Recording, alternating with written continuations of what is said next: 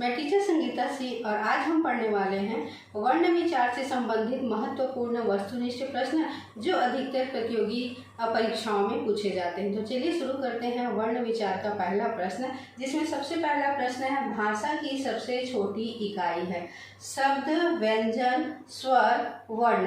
तो भाषा की सबसे छोटी इकाई है वह क्या है?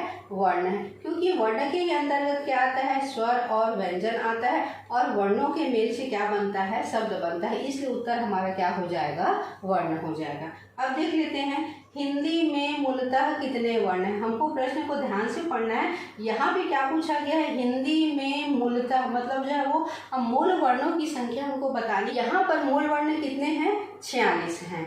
आगे देख लेते हैं हिंदी भाषा में वे कौन सी ध्वनियाँ हैं जो स्वतंत्र रूप से बोली या लिखी जाती है? स्वर, व्यंजन, वर्ण, अक्षर। तो वर्ण को ही क्या कहा जाता है? अक्षर कहा जाता है। और व्यंजन किसकी सहायता से बोले जाते हैं? स्वरों की सहायता से बोले जाते हैं। और हमारा प्रश्न क्या है?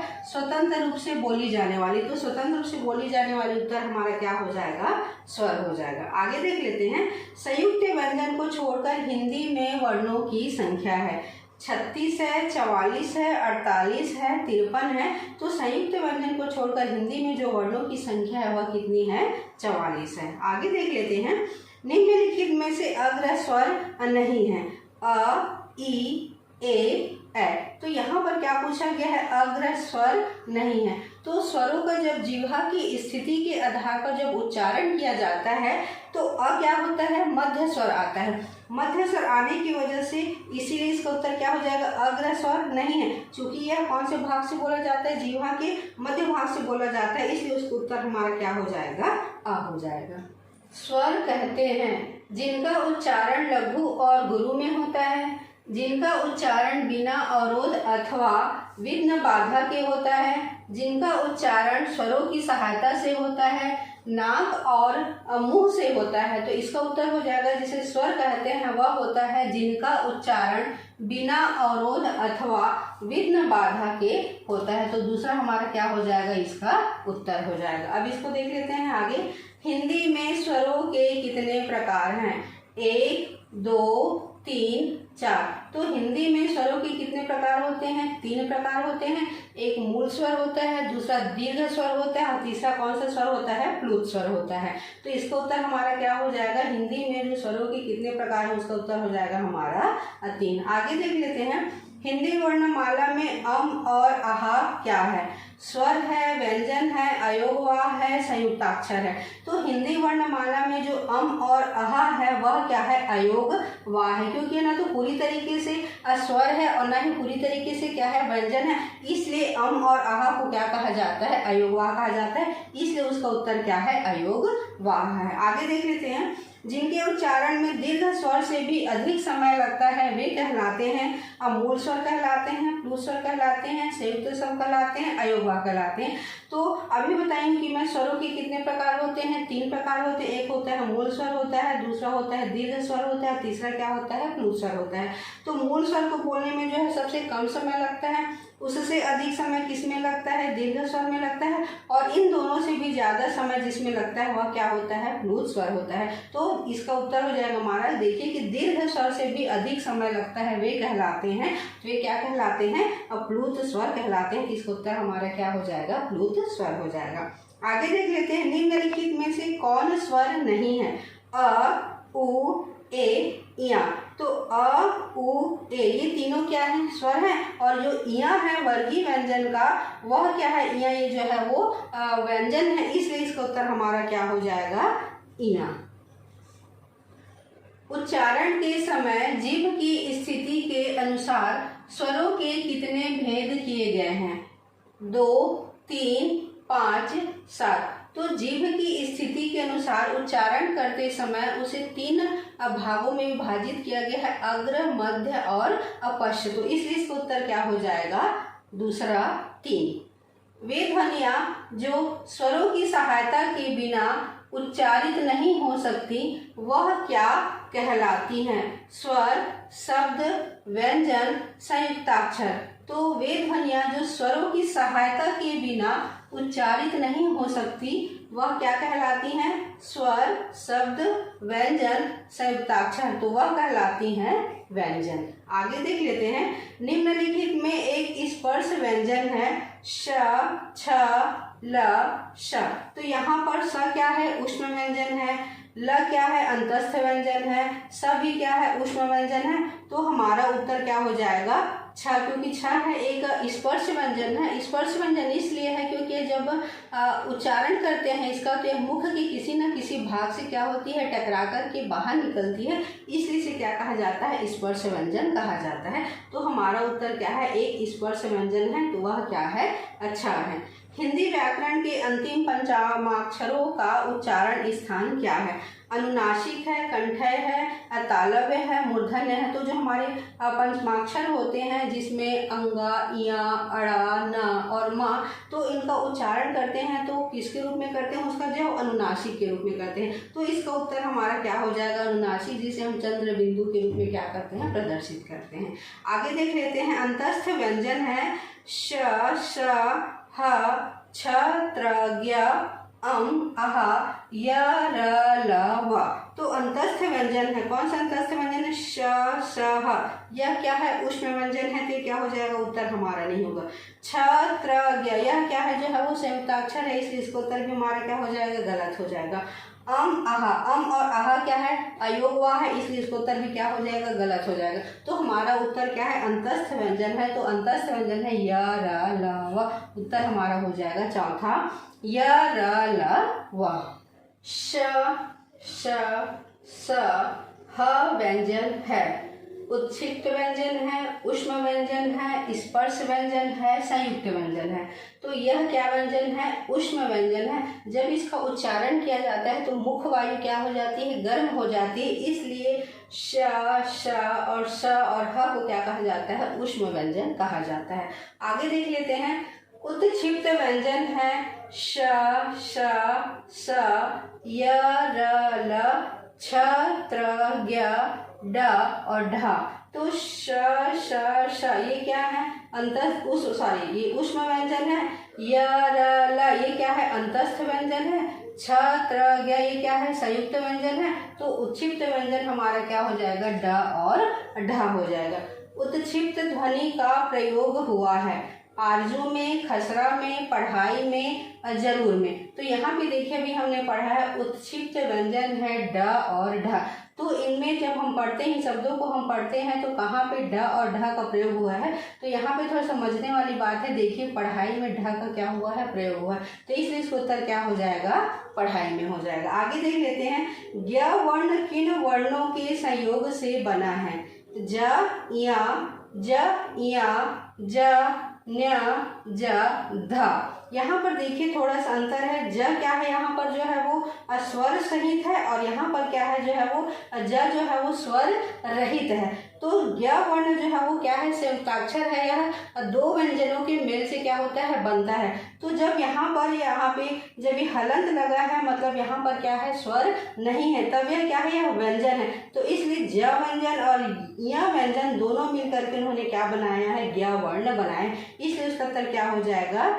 दूसरा, ज और इया। आगे देख लेते हैं, छ, त्र और ज्ञ की गणना स्वतंत्र वर्णों में नहीं होती क्योंकि ये संयुक्त व्यंजन है। इनका प्रयोग केवल तत्सम शब्दों में नहीं होता है। ये व्यंजन अर्ध स्वर माने गए हैं, ये पूर्णतः स्वतंत्र व्यंजन है। ये क्या है? छ, त्र और ज्ञ क्या है? यह संयुक्त व्यंजन है। हिंदी में व्यंजन वर्णों की संख्या है 28 है, 30 है, 33 है, 35 है। तो हिंदी में व्यंजन वर्णों की संख्या कितनी होती है? 33 होती है। आगे देख लेते हैं, कंठय ध्वनियाँ और व्यंजन कौन सी हैं? च, छ, ज, झ, ट, ठ, ड, ढ, क, ख, ग, घ, प, फ, ब, भ। अब हम यहाँ पर देख लेते हैं जितने भी वर्ण हमको दिए गए हैं उनका उच्चारण कहाँ से होता है। तो च, छ, ज, झ, इसका उच्चारण कहाँ से होता है? तालव्य से होता है। तो यह कौन सी जो है वो ध्वनियाँ हैं? तो ये तालव्य ध्वनि, इसके उत्तर हमारे क्या है? ये तो हो नहीं सकता है। आगे देख लेते हैं ट, ठ, ड, ढ, इसका उच्चारण स्थान क्या है? मूर्धन्य है। और प्रश्न में पूछा क्या गया है? कंठ्य ध्वनि, तो इसलिए इसका उत्तर भी हमारा ये नहीं हो सकता है। आगे देख लेते हैं क, ख, ग, घ, क, ख, ग, घ का उच्चारण कहाँ से निकल रहा है? कंठ से निकल रहा है, इसलिए इसका उत्तर क्या हो जाएगा? कंठव्य ध्वनिया जो हमारा क्या हो जाएगा? क, ख, ग, घ। इसको भी देख लेते हैं, जो आगे वाला है वो कौन सी ध्वनिया? प, फ, ब, भ। तो ये जो है वो ओठ क्या हो रहे हैं? आपस में जो है वो टकरा रहे हैं, इसलिए क्या हो जाएगा? ये ओष्ठ्य ध्वनिया हो जाएगी। तो इसका जानकारी के लिए इसको भी मैं बता दी हूँ। बाकी हमारा उत्तर क्या है? कंठ्य ध्वनिया वो क्या है? क, ख, ग और घ। श ध्वनि का उच्चारण स्थान है, मूर्धन्य है, तालव्य है, दंत्य है और ओष्ठ्य है। तो स ध्वनि का जो उच्चारण स्थान है वह क्या है? तालव्य है। आगे देख लेते हैं मूर्धन्य ध्वनियाँ कौन सी। अभी जब यहाँ पे हमने पहले वाले प्रश्नों को पढ़ा था तब ये वाला उत्तर हमारा क्या बन जाएगा? आसानी से बन जाएगा। तो देख लेते हैं मूर्धन्य ध्वनियाँ कौन सी। मूर्धन्य ध्वनियाँ कौन सी हैं? च, छ, ज, झ, त, थ, द, ध, ट, ठ, ड, अढ़ा, प, फ, ब, भ। तो यहाँ पे मैं बताई हूँ कि ट, ठ, ड, ढ, अढ़ा क्या है? मूर्धन्य ध्वनि। तो इसका उत्तर क्या हो जाएगा? ट, ठ, ड, ढ। त, थ, द, ध, स आदि का उच्चारण स्थान है। तो त, थ, द, ध, स इसका उच्चारण कहाँ से हो रहा है? देखिएगा, तालव्य से कि दंतव्य से कि मूर्धन्य से कि दंत्योष्ठ से। तो इसका उच्चारण कहाँ से हो रहा है? त, थ, द, ध। दांत हमारे भाग क्या हो रहे? टकरा रहे, इसलिए इसका उत्तर क्या हो जाएगा? अदंत्य। जिन व्यंजनों के उच्चारण में दोनों ओष्ठों द्वारा श्वास का अवरोध होता है वे क्या कहलाते हैं? मूर्धन्य व्यंजन, ओष्ठ्य व्यंजन, तालव्य व्यंजन, कंठ्य व्यंजन। तो ओष्ठों द्वारा श्वास का अवरोध, तो ओष्ठ का के द्वारा क्या होता है? अवरोध होता है, इसलिए उसका उत्तर क्या हो जाएगा? ओष्ठ्य व्यंजन। आगे देख लेते हैं, यदि नीचे का होठ पूरी तरह काट दिया जाए तो किस ध्वनि के उच्चारण में कठिनाई होगी? ल, ब, ध, ख। तो यहाँ पर आप करिएगा कि थोड़ा सा नीचे के होठ को पकड़ लीजिएगा, उसका उच्चारण करने का कोशिश कीजिएगा कि कौन से वर्ण का उच्चारण करने में आपको क्या होती है? कठिनाई होती है। फिर इसका उत्तर आपको क्या मिल जाएगा? स्वयं में मिल जाएगा। तो ल, ब, ध, ख। तो इसका उत्तर क्या हो जाएगा? ब, क्योंकि ब में क्या हो रहा है? दोनों होठ जो है वो आपस में टकरा रहे हैं। व व्यंजन का उच्चारण स्थान है दंत्य, ओष्ठ्य, मूर्धन्य, दंत्योष्ठ्य। तो व व्यंजन का उच्चारण स्थान है दंत्योष्ठ्य। आगे देख लेते हैं, वर्ष व्यंजन कौन सा है? न, त, स, ह। तो वर्ष व्यंजन में कौन सा है? वह है न। आगे देख लेते हैं, स्वर रहित र का प्रयोग हुआ है ट्रक में, पुनर्निर्माण में, त्राटक में, शत्रु में। तो स्वर रहित र का जहाँ पे प्रयोग गया है वह कौन सा है? अब पुनर्निर्माण में। निम्न में से अल्प प्राण वर्ण कौन से हैं? अ, आ, क, ग, य, ध, ह, म। तो अल्प प्राण वर्ण किसे कहा जाता है? जिन वर्णों का उच्चारण करते समय कम प्राण वायु की आवश्यकता पड़ती, उसे क्या कहते हैं? अल्प प्राण कहते हैं। साथ ही जो वर्गीय व्यंजन है उसमें वर्गीय व्यंजन का पहला, तीसरा और पांचवा वर्ण किसके अंतर्गत आता है? अल्प प्राण के अंतर्गत आता है। तो यहाँ पे देख रहे हैं, तो अ, आ क्या है? स्वर है। यह ध जो है वो अलग है, फ और म क्या है? अलग वर्ण बता रहा है। तो यहाँ पे जो है वो क क्या है? पहला है और ग क्या है? और वर्गीय व्यंजन का तीसरा है, इसलिए अल्प प्राण की जो बातें हैं वह उसमें क्या हो रही है? पूर्ण तरीके से बैठ रही हैं, इसलिए इसका उत्तर क्या हो जाएगा? क और ग हो जाएगा। निम्नलिखित में कौन सी बात गलत है?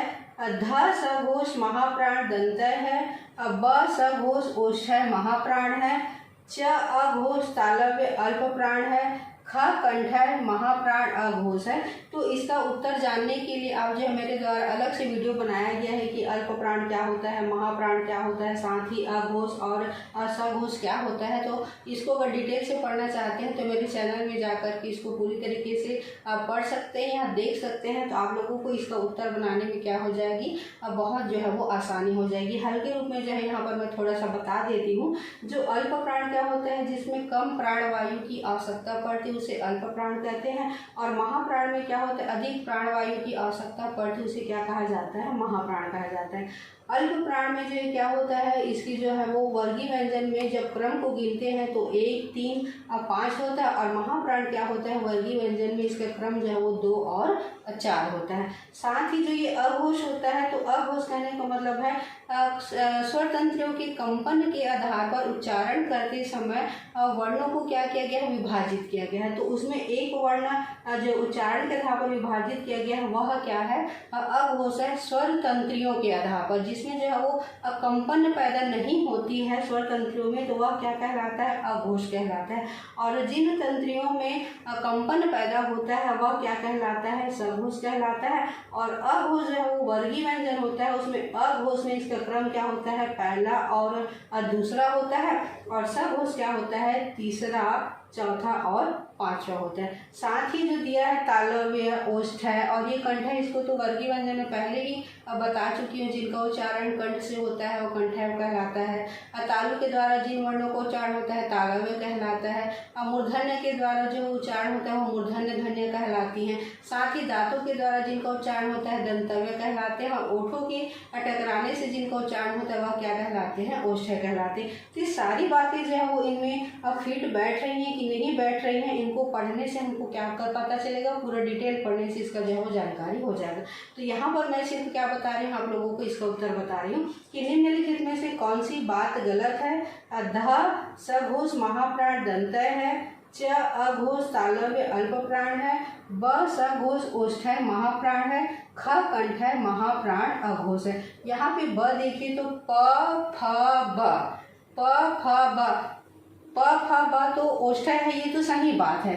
सघोष कहने का मतलब सघोष अभी बताई मैं, तीसरा, चौथा, पांचवा, तो प फ ब भी बात क्या आ रही है, इसमें जो है वो आ रही है, मतलब ये सघोष भी है। लेकिन महाप्राण, महाप्राण कहने का मतलब है दूसरा और चौथा। जब हम उच्चारण करते हैं तो अधिक वायु की आवश्यकता पड़ती है, तो महाप्राण के लिए दूसरा और वर्गीय व्यंजन का दूसरा क्रम और चौथा क्रम होना चाहिए। तो दूसरा क्रम नहीं आ रहा है, ये क्या आ रहा है, तीसरा क्रम आ रहा है। इसलिए उसका उत्तर क्या हो जाएगा, ये हो जाएगा कि ये इसका जो है वो बात जो है वो गलत है करके।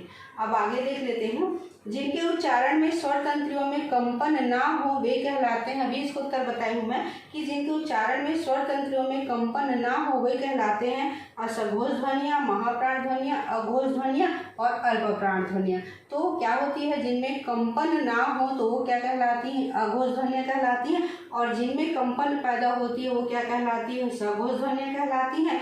अल्प प्राण में जो है वो कम प्राणवायु की आवश्यकता पड़ती है और महाप्राण में जो है वो अधिक प्राणवायु की आवश्यकता पड़ती है। अब देख लेते हैं इसको। हाँ, तो इसका उत्तर हो जाएगा अघोष ध्वनियाँ। प्रसन्नता में कौन सी ध्वनि है, संयुक्त ध्वनि है, संपृक्त ध्वनि है, युग्मय ध्वनि है, इनमें से कोई नहीं है। तो प्रसन्नता में कौन सी ध्वनि है, उसमें है युग्मय ध्वनि है, क्योंकि इसमें जो है वो दो व्यंजन गुच्छ जो है वो पाए जाते हैं, इसलिए इसका उत्तर क्या है, युग्मय ध्वनि है। निम्न में से महाप्राण ध्वनि नहीं है, क घ झ ञ। अभी बताई हूँ महाप्राणों की जो वर्गीय व्यंजन होता है उसमें क्रम क्या होता है, दूसरा और चौथा होता है। तो यहाँ पर जो है ध्वनि नहीं है करके बोल रहा है, तो क्या है जो है वो पहली ध्वनि, इसलिए उसका उत्तर हमारा क्या हो जाएगा, क हो जाएगा। अब घोष वर्ण कौन सा है, अ ज ह और स।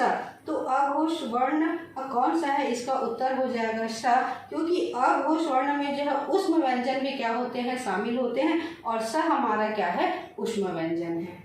संबल में कौन सी ध्वनि है, संपृक्त ध्वनि, संयुक्त ध्वनि, युग्मक ध्वनि, इनमें से कोई नहीं। तो संबल में जो ध्वनि है वह क्या है, संपृक्त ध्वनि है।